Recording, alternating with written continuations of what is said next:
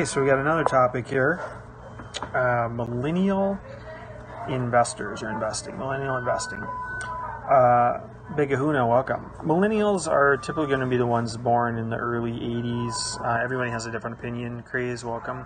Might be somewhere around 1982, 1983, up to like, I think 2000 or so are the millennials. And they just get put into a category. Galavi, welcome. And let's see. So millennial investing, what basically is in this article, I think I actually took a couple parts from a couple articles, and I said, well, why don't we just make it a real quick scope? Hey, Paradise Pets, welcome back. I still got you on the super fans list. You're still on there, so DB Sanders, welcome. Millennials are finally, I don't have the whole article on this. Thanks for all the hearts, by the way. Millennials are finally ready to start investing in the stock market. There's a whole article on CNBC about this. They've been holding out for a long time, but they're now starting to get a lot more comfortable with putting money into the stock market. Generally, it's been the Gen Xers and the baby boomers that have been putting money in the stock market, and now we're seeing millennials start to look into ETFs and some of that kind of stuff. And you know, cryptocurrency is probably the reason for that, futures and some of that kind of stuff.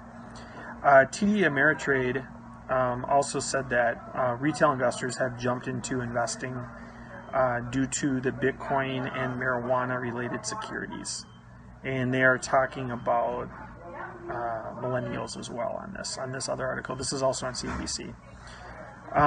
They say that new accounts ages 35 and younger have jumped 72% in the last quarter compared to a year earlier.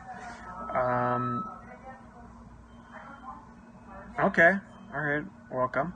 Well, they're saying millennials, they're saying the marijuana-related stocks and Bitcoin were 7 to 8% of the trades with TD Ameritrade, and they say that's versus 2% the previous year. Also, if you didn't hear, I had a scope from probably a day ago that said that, I think it was yesterday, Ameritrade is now doing 24-hour, they're allowing 24-hour trades to be able to compete with the futures market, be able to compete also with the crypto market, right? Because cryptos, people are just doing it 24 hours a day. So you saw in the stock market, people trade stocks during regular business hours, and then there's futures. But Ameritrade is not letting you trade every single stock. Hey, John, Chris, welcome. And so they're not letting you trade every single stock, but they're obviously going to allow, I think, some ETFs and some certain ones for now, and then I think they're going to roll out some popular stocks as well on that. So this particular scope, if you're just joining us now, it says millennials are getting a lot more comfortable with investing in the stock market. They're saying that they think a lot of the boom, I think TD Ameritrade is saying this, a lot of the boom is coming from the retail investors jumping in, millennial types, 35 and under, with 72% last quarter compared to, it's up 72%, it's jumped 72% in the last quarter compared to a year earlier. So and then that makes up an allocation of 7 to 8% of the trades, the marijuana related and the Bitcoin trades for TD Ameritrade versus 2% the prior year. So that's how much of a deal it's making right now. So we all know, so Carlos thinks the market's a little too high right now. So crypto's taken a pretty big hit, but I don't know, who's everyone been using for Ripple? Have they been using Binance? Is that who everyone's been using for that?